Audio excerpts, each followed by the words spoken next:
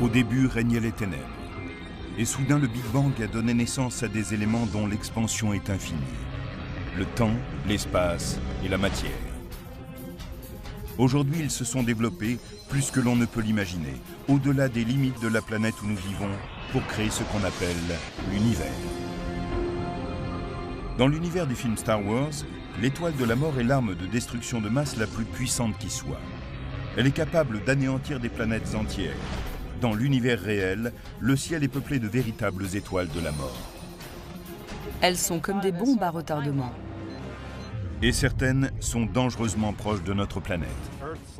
La Terre pourrait prendre un mauvais coup si cette radiation nous atteignait. Et l'une de ces étoiles a la Terre dans sa ligne de mire. Ça a été un choc. Je n'y ai pas cru quand je l'ai vu pour la première fois. Ces étoiles de la mort font de l'univers un endroit très dangereux.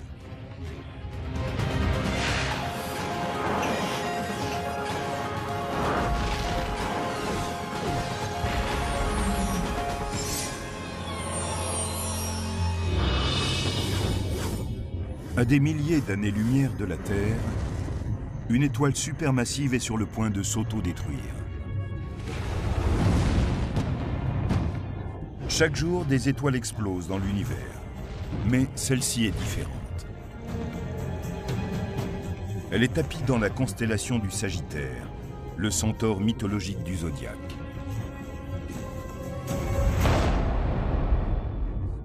Cette étoile, du nom de WR104, à la force destructrice, pourrait prendre comme cible notre fragile planète bleue et émettre des radiations létales qui enflammeraient la couche d'ozone qui nous protège. Cela provoquerait de véritables bouleversements climatiques, l'extinction de nombreuses espèces végétales et animales, et peut-être même la fin de l'humanité. WR104 n'est qu'une des millions d'étoiles de la mort massive de l'univers. Ces terribles corps célestes sont des géants très âgés, tout près de se faire eux-mêmes exploser vers un au-delà stellaire. À ce moment-là, il ne reste plus rien pour soutenir les couches extérieures de l'étoile contre la gravité, donc elle s'effondre d'un seul coup vers l'intérieur. Leur dernier souffle peut marquer le coup d'envoi de la plus grande explosion de l'univers connu, une explosion de rayons gamma ou sursaut gamma. Cette déflagration produit plus d'énergie que le Soleil au cours des 10 milliards d'années de sa vie. Si l'une de ces explosions se dirigeait vers la Terre, la vie telle que nous la connaissons pourrait cesser d'exister. Voilà ce qui pourrait arriver avec WR104, ce qui fait réellement d'elle une étoile de la mort. Dans le film Star Wars, l'étoile de la mort est l'arme de destruction ultime. Cette étoile prédatrice est de la science-fiction, mais la réalité est bien plus effrayante.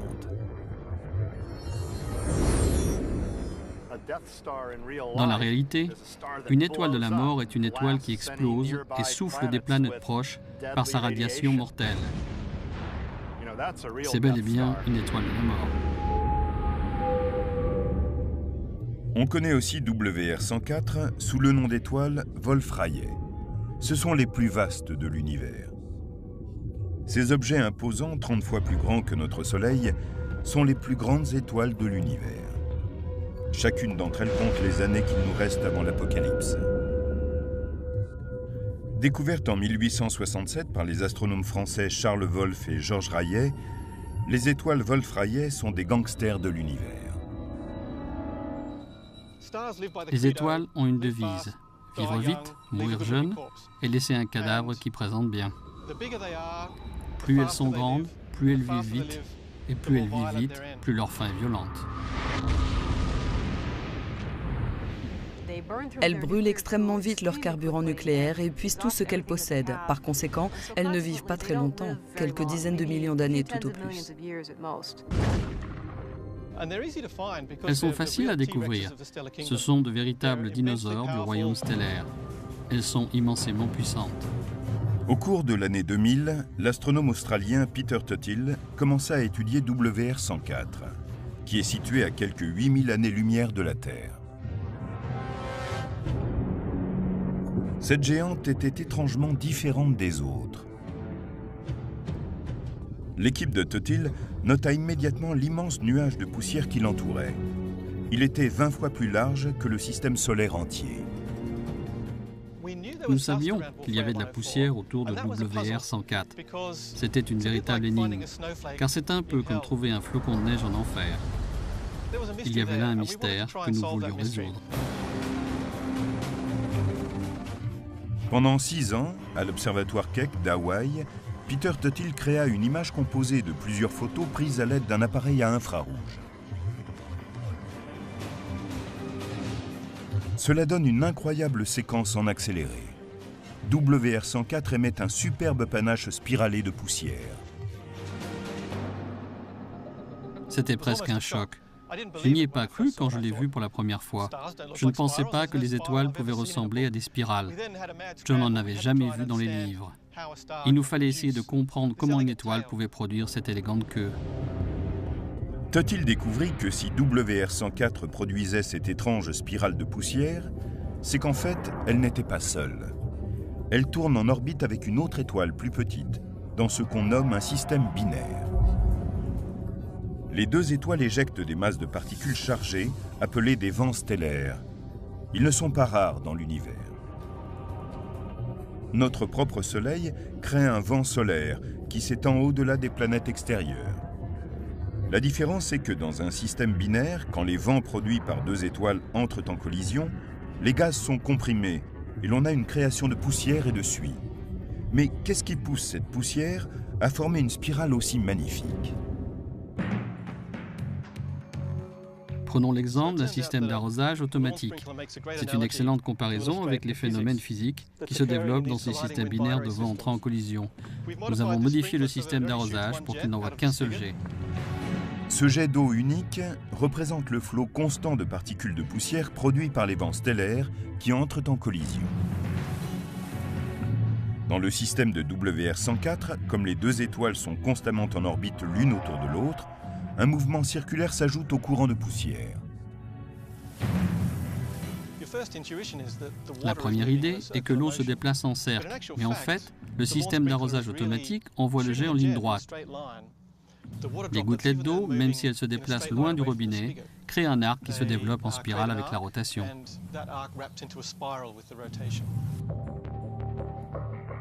Cette spirale posait encore plus de questions, parmi lesquelles la plus troublante. Quel type d'étoile de la mort avait pu devenir WR104 ? Les étoiles Wolf-Rayet peuvent être considérées comme des bombes à retardement, car elles sont tellement massives qu'elles ne peuvent vivre très longtemps. Une fois qu'elles ont brûlé tout leur carburant nucléaire, il ne leur reste rien pour lutter contre la pression permanente de la gravité. À ce moment-là, le cœur de l'étoile s'effondre et les couches extérieures tombent vers l'intérieur, puis rejaillissent vers l'extérieur en une immense explosion. Cette explosion est une supernova, une immense déflagration qui illumine un bref instant toute la galaxie.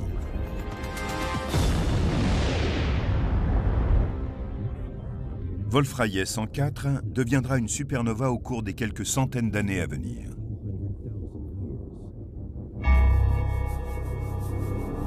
À 8000 années-lumière d'ici, l'explosion même ne présente aucun risque pour la Terre. Mais il y a une chance que la supernova déclenche l'événement le plus violent de l'univers. Une explosion de rayons gamma ou sursaut gamma.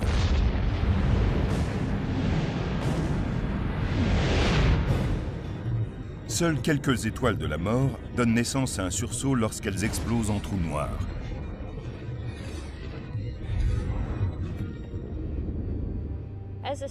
Quand l'étoile s'effondre, elle produit un immense champ électromagnétique. Et en un instant, l'énergie de ce champ magnétique est transformée en particules de matière et d'antimatière, qui entrent ensuite en collision les unes avec les autres et génèrent une énorme émission d'énergie. Ce sont les rayons d'énergie les plus puissants du spectre électromagnétique. Ils sont plus dangereux que les micro-ondes, l'énergie infrarouge et même les rayons X.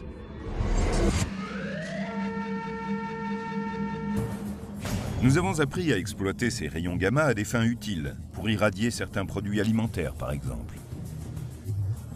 Grâce aux rayons gamma, l'industrie agroalimentaire peut éliminer les micro-organismes, les bactéries, les virus et les insectes. Mais on utilise une quantité très faible de rayons, qui n'a rien à voir avec celle qui est libérée dans un sursaut gamma stellaire.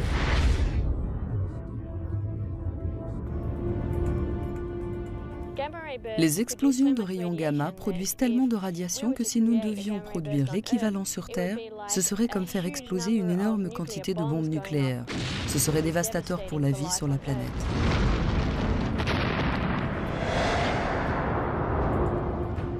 Ce qui est le plus important pour nous, c'est de savoir dans quelle direction se dirige le feu du sursaut gamma.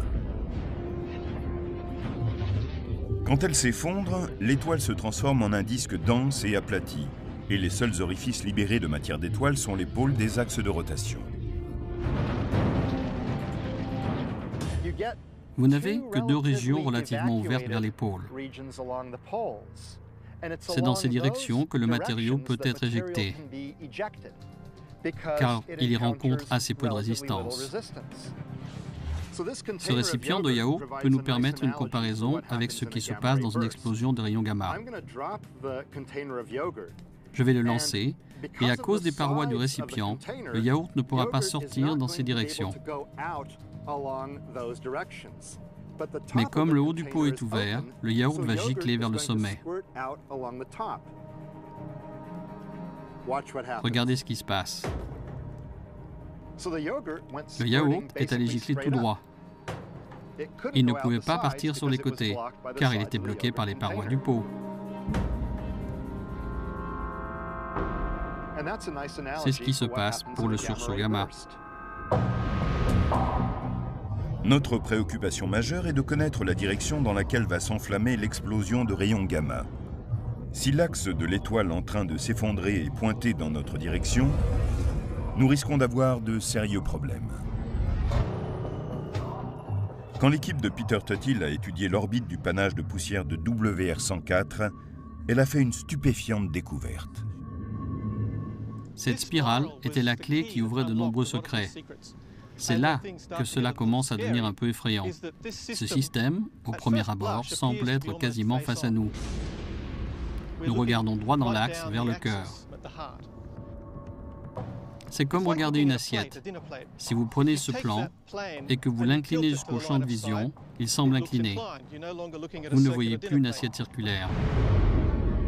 Après observation approfondie, il semble que l'axe de rotation du panache de poussière corresponde à l'axe de l'étoile Wolf-Rayet. En résumé, la Terre regarde directement dans le canon du fusil. Autrement dit, si cette étoile en explosant donne naissance à un sursaut gamma, l'un des deux jets sera pointé vers nous.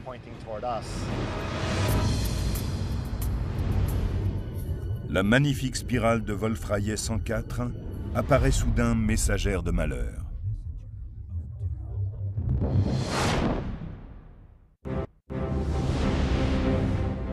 À quelques 8000 années-lumière de la Terre, deux étoiles sont liées en une danse gravitationnelle. Leur vent stellaire éjecte un immense nuage de poussière qui se déroule en une gracieuse spirale. Mais leur activité ne se limite pas à la création de ce magnifique panache. La plus grande des deux, Wolf-Rayet 104, est une étoile massive sur le point d'exploser en supernova. Les spécialistes en sont certains. La vraie question est de savoir si elle libérera un sursaut gamma, l'émission d'énergie la plus puissante de l'univers. La question est cruciale pour les habitants de la Terre, quand on sait que l'axe de l'étoile est peut-être dirigé en plein sur nous. Cela signifie que lorsqu'elle explosera, si elle donne naissance à un sursaut gamma, le jet pourra être pointé droit vers nous.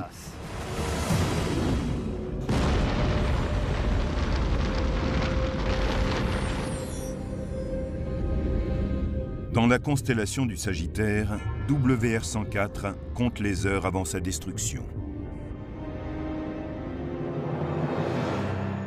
Ce sont les astrologues romains qui, il y a 2000 ans, l'ont baptisé de ce nom qui en latin signifie « l'archer ». On peut se demander si les anciens se doutaient de ce que nous découvrons aujourd'hui. Pouvons-nous faire quelque chose contre cet archer? WR-104 peut être considéré comme une flèche pointée dans notre direction, prête à être décochée. Les astrophysiciens ne sont pas tous d'accord. Le rayon bien centré d'un sursaut gamma peut-il parcourir d'aussi grandes distances dans l'espace? Le 23 avril 2009, le télescope spatial Swift, en orbite autour de la Terre, a enregistré un sursaut gamma à 13 milliards d'années-lumière de la Terre, à la limite de l'univers visible.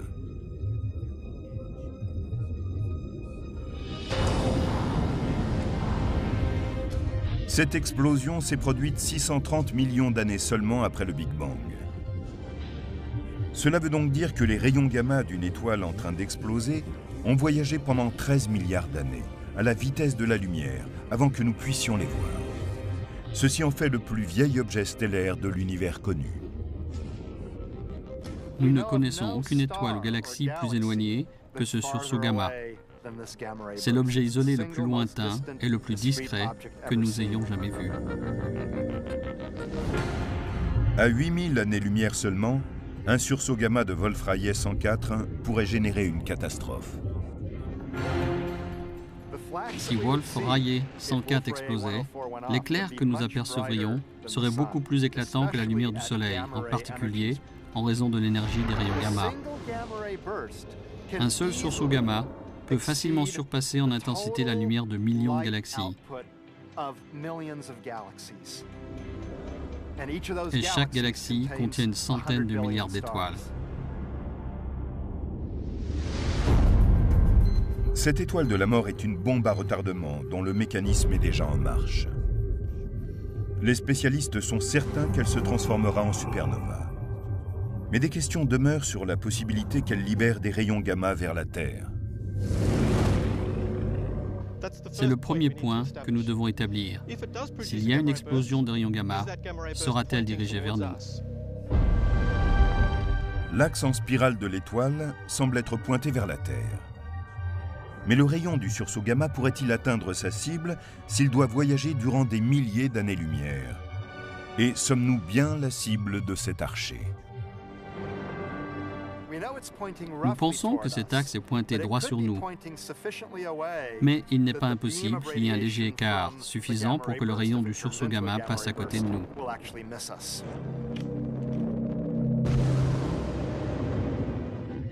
Mais si l'étoile et la Terre sont bien alignées, une seule puissante explosion d'énergie pourrait transformer notre couche d'ozone en un enfer radioactif.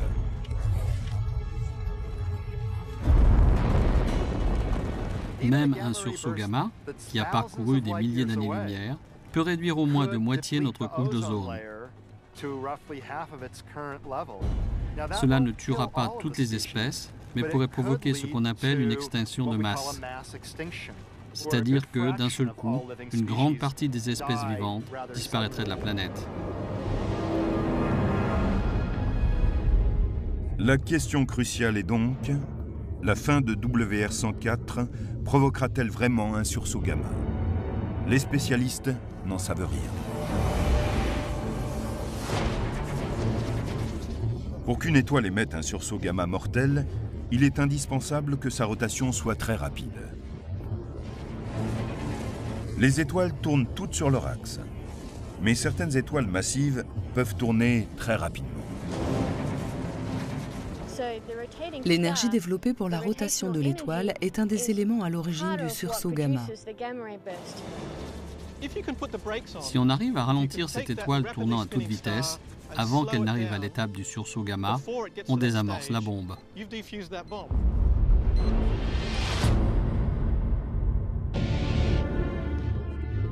Des preuves scientifiques ont fait apparaître que l'univers mettait lui-même une sorte de frein à ces étoiles. C'est ce qu'on appelle la métallicité. Les étoiles sont composées essentiellement d'hydrogène et d'hélium. Mais des éléments plus complexes et plus lourds naissent à chaque fois qu'une étoile explose. Du carbone, de l'azote et de l'oxygène, qui deviennent ensuite le matériau de base pour la génération suivante d'étoiles. C'est ainsi qu'une étoile née aujourd'hui comprend plus d'éléments lourds, autrement dit à une métallicité plus élevée, qu'une étoile née antérieurement. Quand une étoile massive contient beaucoup d'éléments lourds, elle a tendance à perdre beaucoup de sa masse à cause des vents stellaires. Et en perdant de sa masse, sa rotation décélère en même temps, si bien qu'elle finit par tourner trop lentement pour qu'on ait une explosion de rayons gamma.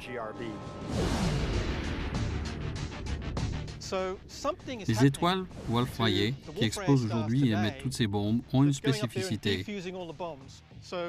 Elles explosent toujours en supernovae, mais elles sont beaucoup moins nombreuses à produire un sursaut gamma.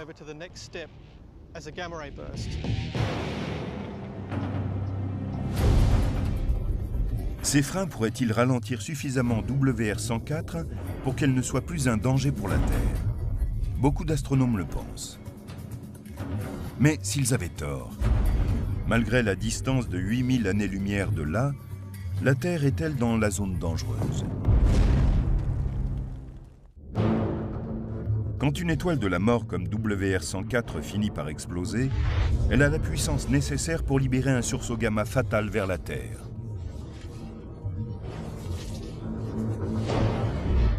On pense que cette étoile est à environ 8000 années-lumière de la Terre.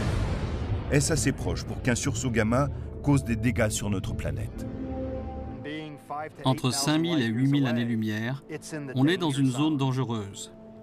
Les formes de vie terrestre pourraient passer un mauvais quart d'heure si cette radiation nous atteignait. Si cette étoile était 2 ou 3 fois plus loin, nous serions sans doute en sécurité. Et s'il était 2 ou 3 fois plus proche, nous aurions des raisons de trembler. Nous sommes juste à la limite où il se pourrait qu'il se passe quelque chose. Mais nous ne retirerons certainement pas dans notre sommeil.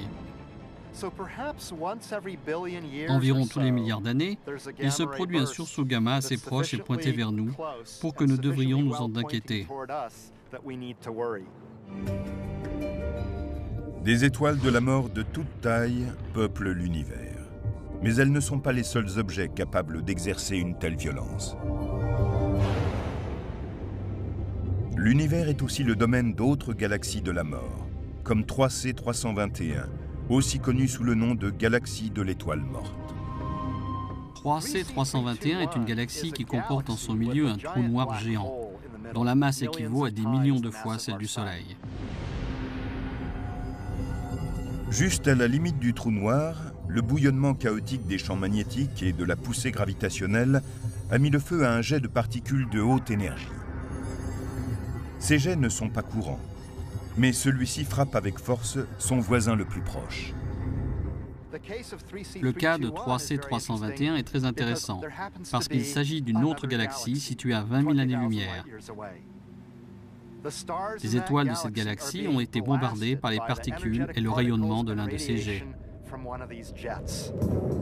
Dan Evans, astrophysicien spécialiste des rayons X, a suivi à la trace la galaxie de l'étoile de la mort et sa violence, depuis le centre de contrôle du satellite à rayons X Chandra, situé près de Boston. Les trous noirs font de drôles de choses, mais très peu d'entre eux émettent ces jets puissants, ces particules, et il est encore plus rare que des galaxies comme 3C 321, la galaxie de l'étoile de la mort, frappent une galaxie compagne. La galaxie compagne est à 20 000 années-lumière de là.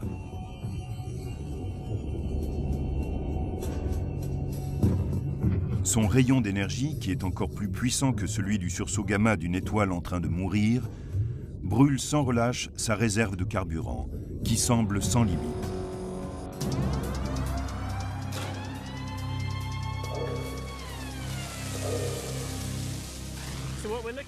Ce que nous voyons ici est ce qu'il y a de plus proche sur Terre de la galaxie de l'étoile de la mort 3C 321. Un jet surgit du trou noir à une vitesse proche de celle de la lumière et elle devrait normalement se propager sur une distance d'environ 1 million d'années-lumière. Mais dans le cas particulier de 3C 321, le jet frappe le côté de sa galaxie compagne du coup, il se fractionne, se tord, se courbe et il provoque toutes sortes de dégâts. De même que ce bâtiment détourne le jet d'eau, les planètes et les étoiles de la galaxie victime détournent la plupart des particules qui l'agressent. Ce jet est en fait un puissant rayon d'énergie et de particules. Celles-ci sont chauffées à de très hautes températures, si bien qu'elles forment un plasma. Le plasma est un mélange d'électrons très chauds et d'ions canalisés en un jet par l'immense champ magnétique du trou noir. Les jets qui sortent à toute allure des trous noirs possèdent une énergie incroyable. Ils peuvent accélérer les particules au point d'émettre de la lumière et peut-être même des rayons gamma. Et ces rayons sont incroyablement puissants. Et ils ont une très longue durée de vie. Selon certaines estimations, le jet d'énergie de la galaxie de l'étoile de la mort s'est enflammé il y a environ 2 millions d'années. Pour alimenter ce feu, 3C321 a simplement dévoré une galaxie entière. Cela demande beaucoup de carburant.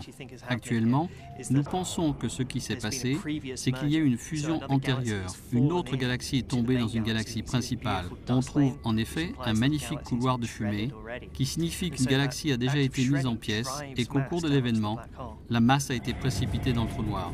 Après avoir épuisé la réserve de particules de plasma d'une autre galaxie, la galaxie de l'étoile de la mort doit énergiser d'une manière ou d'une autre les particules qui se présentent alors comme un jet. Les trous noirs possèdent de puissants champs magnétiques et tourbillonnent à grande vitesse. Ce sont deux éléments qui permettent d'enflammer les particules. Les spécialistes pensent que le fait que les jets brûlent dans une certaine direction est en relation avec la poussière et le gaz qui encerclent le trou noir. Dans une galaxie active comme 3C321, qui possède en son centre un trou noir supermassif, on a un anneau de matériaux semblable à ce beignet qui l'entoure. Dans ce cas, des particules de haute énergie, situées près du trou noir, ne peuvent pas en émerger à travers l'anneau, sur le même plan que la galaxie. Elles ne peuvent sortir que le long de l'axe où il y a relativement peu de matériaux obstructifs. Malheureusement pour la galaxie compagne, elle est située juste devant le centre de l'anneau. Et la zone d'impact du jet énergétique agit comme une explosion puissante, avec un effet de dispersion. C'est comme un coup de feu cosmique. Le problème du jet de particules à haute vitesse et de la radiation frappant une plus petite galaxie qui se trouve à 20 000 années-lumière, c'est que ce jet est assez vaste pour englober un grand nombre d'étoiles dans cette galaxie. Toutes créatures d'une planète tournant autour des étoiles de cette galaxie sont alors en sérieux danger.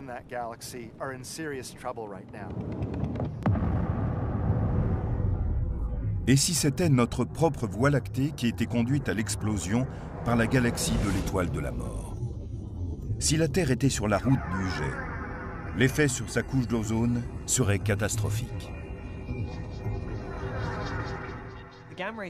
Les rayons gamma du jet de 3C321 convertissent le gaz d'azote en oxyde azoté et ceux-ci agissent comme catalyseurs pour détruire l'ozone. En l'espace de quelques semaines ou de quelques mois, d'une année au plus, la couche d'ozone serait complètement détruite. Les conséquences seraient désastreuses. Mais comme pour beaucoup de phénomènes de l'univers, on retrouve aussi le même paradoxe. De la mort naît la vie. En effet, 3C321 ne détruit pas seulement, elle crée. Ce qui me plaît le plus chez 3C321, c'est qu'elle démontre clairement que les trous noirs ne se contentent pas de tout engloutir dans l'univers. Le jet qui en sort attaque le côté de la galaxie compagne. Bien sûr, c'est une force destructrice. Mais en fin de compte, les nuages de gaz comprimés au cours de cette action peuvent former des étoiles. Ces étoiles forment des planètes, et ces planètes voient naître des formes de vie. Ce magnifique cycle de naissance, de destruction et de renaissance est consubstantiel à l'univers et au trou noir. Dans l'avenir, notre Voie lactée pourrait fusionner d'elle-même avec la galaxie d'Andromède, toute proche, et créer une nouvelle galaxie de l'étoile morte. Ce serait un événement violent qui signerait certainement la fin de la Terre. Mais il semble qu'il ne pourrait se produire que dans plusieurs milliards d'années. D'autres dangers stellaires traversent à très grande vitesse notre galaxie. Ce sont les étoiles hyper véloces. Rien ne peut les arrêter.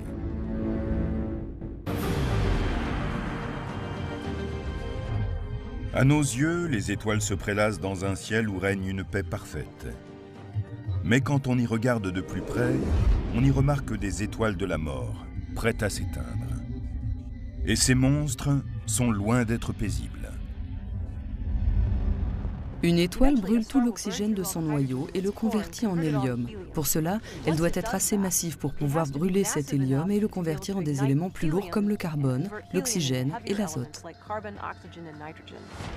Ce processus libère une énorme quantité d'énergie. Cette fusion produit une énergie analogue à celle libérée par une bombe à hydrogène.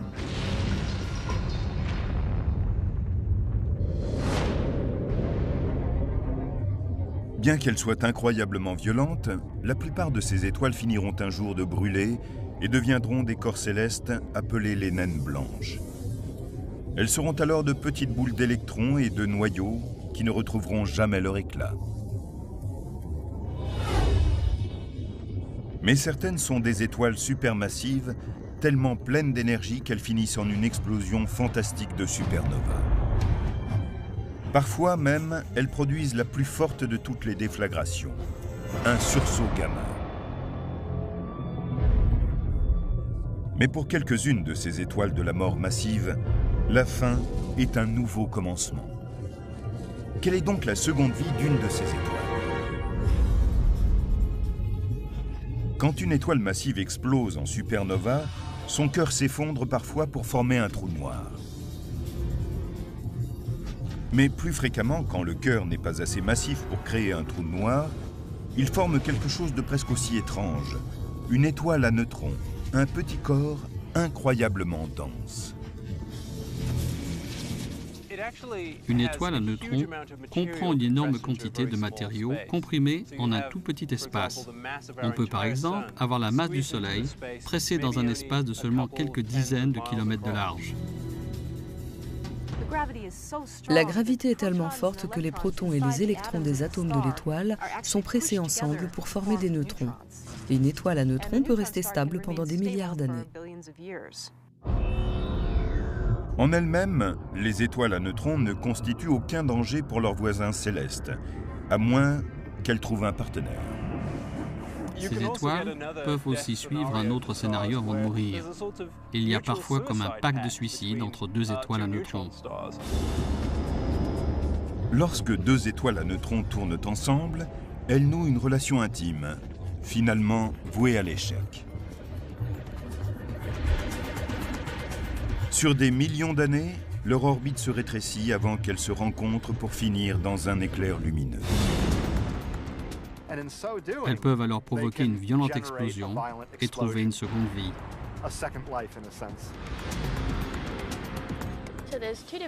Il y a deux types de sursauts gamma.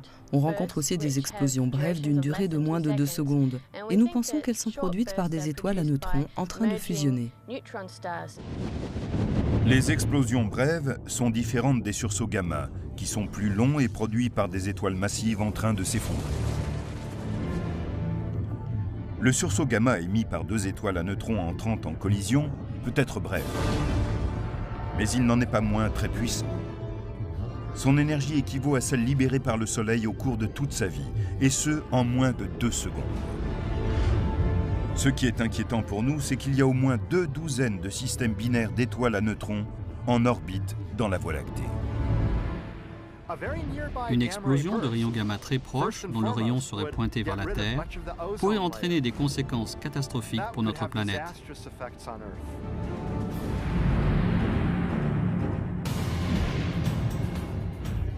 Selon certaines estimations, il se produit une fusion d'étoiles à neutrons tous les 100 millions d'années, à l'intérieur d'une zone distante de 3000 années-lumière du Soleil. C'est à peu près la même fréquence que celle des extinctions de masse enregistrées dans les fossiles terrestres.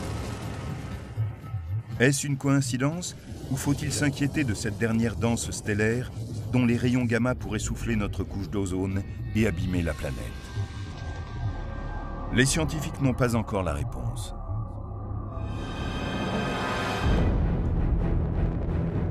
La probabilité est sans doute analogue à celle qui verrait foncer vers la Terre une étoile emballée. Il y a peu de chance, mais ce serait terrible à observer.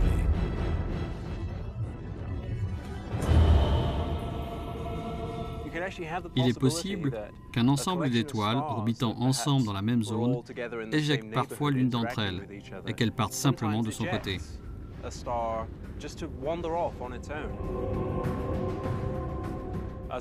Pour autant que nous le sachions, aucune de ces étoiles vagabondes ne se dirige vers nous. Mais si c'était le cas, cela pourrait être assez intéressant.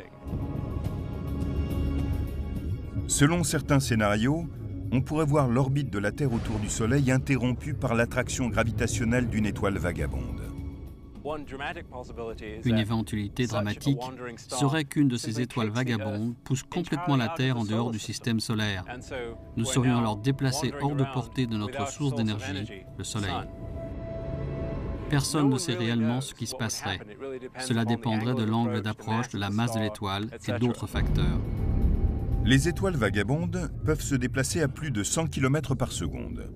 C'est certes rapide, mais pas assez pour échapper à l'attraction gravitationnelle de la Voie lactée. Pourtant, certaines pourraient se libérer et filer comme des flèches dans l'univers. C'est ce qu'on appelle les étoiles hypervéloces.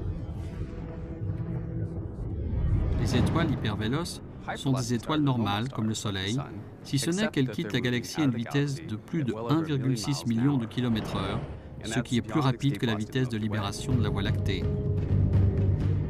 Ce besoin d'accélération commence dans un système binaire d'étoiles lorsqu'elles sont trop proches du bord d'un trou noir. Tout comme le module de commande d'Apollo 13 abandonné a connu une accélération en manœuvrant près de l'orbite de la Lune.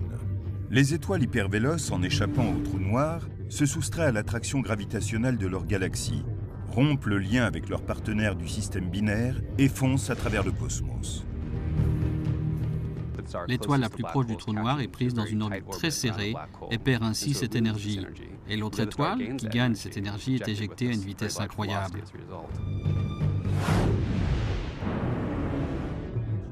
L'éjection d'une étoile hypervéloce ressemble à un effet de fronde. À l'instant où l'orbite de l'étoile binaire est rompue, l'étoile est propulsée avec une force inimaginable dans le vide de l'espace.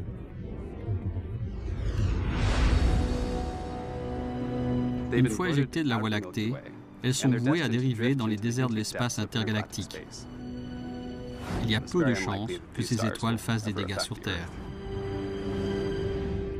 Par chance, la fin de ces étoiles hypervéloces se produira loin de notre système solaire. Ce sont les étoiles de la mort de notre propre zone sur lesquelles nous devons garder un œil. À l'échelle cosmique, leur fusion se produit rarement. Et nous sommes aux premières loges pour assister à leur destruction.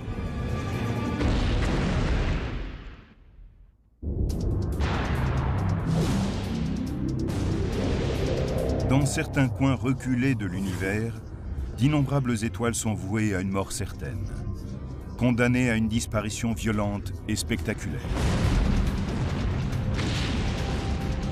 Plus près de la Terre, on trouve plusieurs dizaines d'étoiles, dans une zone qui couvre 20 années-lumière à partir de la Terre, dont quelques-unes s'apprêtent à mourir. Je pense que nous sommes en sécurité devant le danger que représente une supernova normale. Dans le cas des sursauts gamma, nous n'en sommes pas certains. Eta Carina est une étoile hypergéante 100 à 150 fois plus massive que le Soleil et 4 millions de fois plus lumineuse. En 1843, la pression accumulée déclencha une gigantesque éruption visible de la Terre. Mais l'étoile survécut et forma un nuage de poussière et de gaz appelé une nébuleuse. À 8000 années-lumière de là, nous serons aux premières loges pour assister à son anéantissement. Nous pensons qu'elle va se transformer en un trou noir d'ici 1 million d'années. Et lorsqu'elle s'effondrera, elle possédera assez de matériaux pour produire un puissant sursaut gamma. Contrairement à l'étoile Wolf-Rayet 104, nous ne sommes pas dans la ligne de mire d'Eta Carina. Nous savons que la rotation d'Eta Carina n'est pas dirigée vers la Terre. Par chance pour nous, le rayon gamma ne frappera pas directement la Terre. Quand elle se produira, Son explosion sera la supernova la plus lumineuse qui ait jamais été observée par l'humanité. À moins que le titre revienne à un autre postulant au titre d'étoile de la mort, encore plus proche de la Terre, Bételgeuse. Située à près de 500 années-lumière de notre planète, dans la constellation d'Orion, Bételgeuse brûle à grande vitesse et verra bientôt la fin de son carburant nucléaire. Bételgeuse est une étoile très massive. Elle fait près de 20 fois la masse du Soleil et elle devrait exploser avant 500 000 ans. On a remarqué que Bételgeuse avait beaucoup changé au cours des dernières décennies. À l'heure actuelle, elle a considérablement rétréci de près de 15%. Qu'est-ce que cela signifie? Personne n'est certain de rien, mais on ne la perd pas de vue. Certains spécialistes pensent que Bételgeuse pourrait libérer un sursaut gamma. Les terriens n'ont pas grand-chose à craindre si cela se produit. Comme pour Eta Carina, l'axe de cette étoile est dirigé vers un point bien éloigné de la Terre. Et de plus, Bételgeuse a peut-être aussi un bouclier anti-souffle intégré. Son explosion sera assez normale. Ce ne sera pas un sursaut gamma, car Bételgeuse possède une épaisse couche d'hydrogène. Et cette enveloppe empêchera probablement l'éjection d'un jet de particules et de radiation. Il y aurait trop de matériaux à traverser. Bételgeuse brillera intensément pendant un bref instant, mais cela sera comparable au dernier moment de notre étoile la plus proche, le Soleil. Des étoiles moyennes comme le Soleil ont des vies longues et heureuses. C'est une chance pour nous. Notre Soleil a déjà vécu environ la moitié des 10 milliards d'années qui lui sont prédits. Il a environ 4,5 milliards d'années. Il en est presque à la moitié. Certains spécialistes estiment que le Soleil est là pour encore 5 milliards d'années. Mais nos problèmes pourraient bien commencer beaucoup plus tôt. Le Soleil devient petit à petit plus lumineux et plus puissant. Dans 500 millions d'années, et a fortiori dans 1 milliard d'années, la Terre sera si chaude que les océans s'évaporeront. Nous ne disposons pas de 4 ou 5 milliards d'années pour nous inquiéter de ce problème. Nous devons nous en soucier à une échelle de centaines de millions d'années. Des milliards d'années après que le Soleil ait rendu la Terre impropre à la vie, il entrera dans sa dernière phase, celle de géante rouge. Il ne peut pas exploser en donnant naissance à une supernova, car il n'est pas assez massif. Mais la plupart des scientifiques sont d'accord sur le chapitre. Comme pour toute géante rouge, sa densité diminuera et le Soleil enflera, dévorant ses voisins les plus proches. Arrivé à l'étape de géante rouge, le Soleil entrera probablement en expansion et il engloutira Mercure, Vénus et peut-être même la Terre. Ce serait évidemment la fin de notre planète. De toutes les étoiles de la mort, celle qui serait le plus à même de détruire la Terre est le Soleil.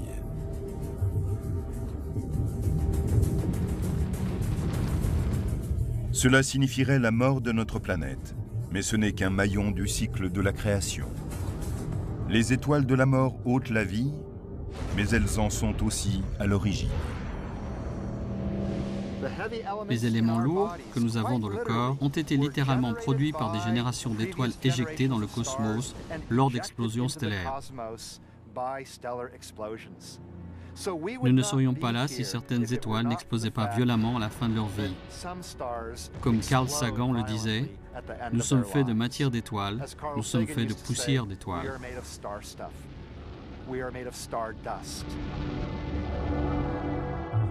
Les explosions se poursuivent et les éléments lourds éjectés seront peut-être à l'origine de nouvelles formes de vie, loin de la Voie lactée, sur une nouvelle planète bleue, dans un autre coin de l'univers.